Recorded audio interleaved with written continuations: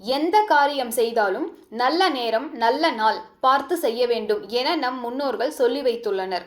இதனால் நல்ல காரியம் மட்டுமல்ல, எந்த காரியம் செய்வதென்றாலும் அன்றைய நாள் நல்ல நாள் தானா என பார்த்துவிட்டு செய்யும் பழக்கம் பலருக்கும் ஏற்பட்டுள்ளது.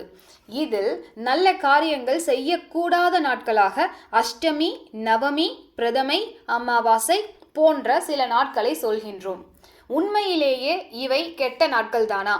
எதற்காக இப்படி சொல்கின்றோம் என்பதை பார்க்கலாம்.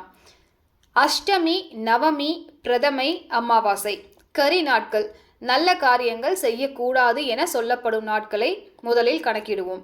செவ்வாய்க்கிழமை 4 நாட்கள், சனிக்கிழமை 4 நாட்கள், அஷ்டமி 2 நாட்கள், நவமி 2 நாட்கள், பிரதமை 2 நாட்கள். ராகு காலம், யமகண்டம் ஒரு நாளைக்கு 3 மணி நேரம். ஒரு மாதத்தில் நாள் கணக்கில் 3.25 நாள். அமாவாசை 1, கரி நாட்கள் 2 அல்லது 3. கௌரி பஞ்சாங்கத்தில் நல்ல காரியம் செய்யக்கூடாத நேரங்கள் என சில குறிப்பிட்டிருக்கும். இவை அனைத்தையும் மொத்தமாக சேர்த்து பார்த்தால் ஒரு மாதத்தில் 22 முதல் 24 நாட்கள் போய்விடும். இவற்றை நீக்கிவிட்டு மீதமுள்ள 6 நாட்களில்தான் அனைத்து நல்ல காரியங்கள் செய்ய வேண்டும் என்றால் அது சாத்தியமில்லை. அஷ்டமி, நவமியை கெட்ட நாட்கள் என சொல்லப்படுவதற்கு கதை ஒன்றும் சொல்லப்படுவது உண்டு. ஒரு முறை திதிகள் அனைத்தும் சிவபெருமானிடம் சென்று முறையிட்டுள்ளன. மற்ற அனைத்து திதிகளுக்கும் மாதத்தில் 2 நாட்கள் வர, அமாவாசையும் பௌர்ணமியும் மட்டும் 1 நாள் மட்டுமே வேலை செய்கின்றனவே என கவலையுடன் கூறியுள்ளன. இதை கேட்ட சிவபெருமான், ஒவ்வொரு திதிக்கும் ஒவ்வொரு சிறப்பு உண்டு, உங்களின் பெருமை உங்களுக்கு தெரியாததுதான் இதற்கு காரணம் என சொல்லி ஒவ்வொரு திதியின் சிறப்புகளையும் விளக்கியுள்ளார். இதை கண்டு கொள்ளாது அஷ்டமியும் நவமியும் மட்டும் தனியாக பேசிக் கொண்டிருந்ததை கண்டு கோபமடைந்த சிவபெருமான், என்னை மதிக்காத உங்களை உலகத்தாலும் ஒதுக்குவார்கள் என சாபம் வழங்கி விட்டார். தங்களின் தவறை உணர்ந்து மன்னிப்பு கேட்ட அவைகள் சிவபெருமானிடமே இதற்கு தீர்வு கேட்டுள்ளனர். சிவனும் மனம் இறங்கி திருமாலிடம் சென்று இதற்கு தீர்வு கேளுங்கள் என்று வழிகாட்டினார்.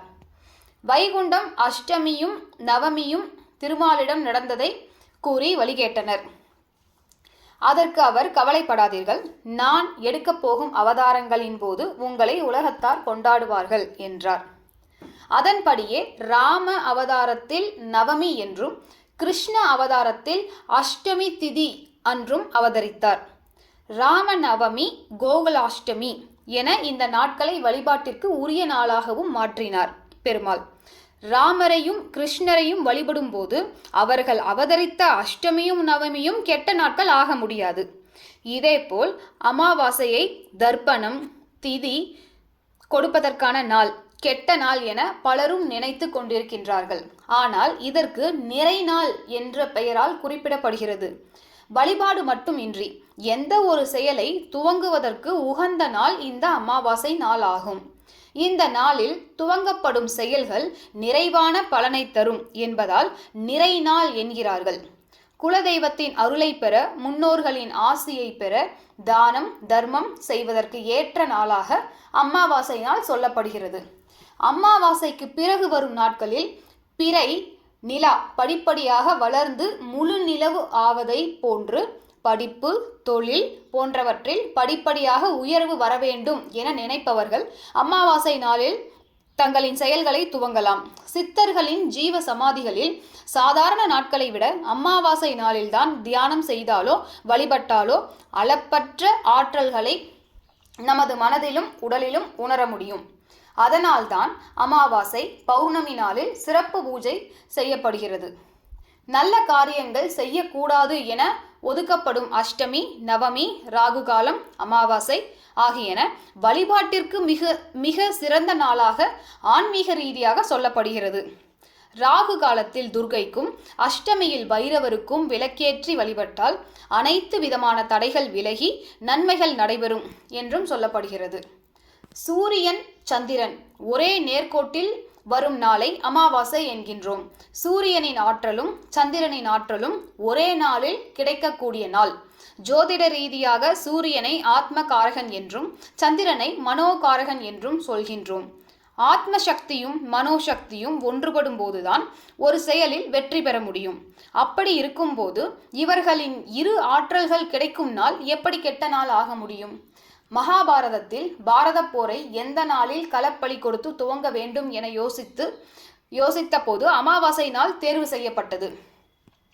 அமாவாசையில் களப்பலி கொடுத்து கௌரவர்கள் வெற்றி பெற்றுவிடக் கூடாது என்பதற்காக முதல் நாளே பூஜைகளை துவக்கினார் கிருஷ்ணர்.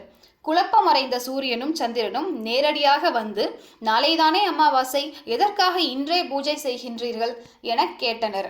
அதற்கு கிருஷ்ணர், சூரியனும் சந்திரனும் இணைந்து வரும் நாள்தானே அமாவாசை, இப்போது நீங்கள் இருவரும் சேர்ந்து வந்ததால் இன்றுதானே அமாவாசை என சொல்லி தர்ப்பணம் செய்ய வைத்து பாண்டவர்களுக்கு வெற்றியை தேடித்தந்தார் கிருஷ்ணர். அமாவாசை நாளில் துவங்கப்படும் காரியங்கள் வெற்றியை தரும் என மகாபாரதத்திலேயே சொல்லப்பட்டுள்ளது. நன்றி.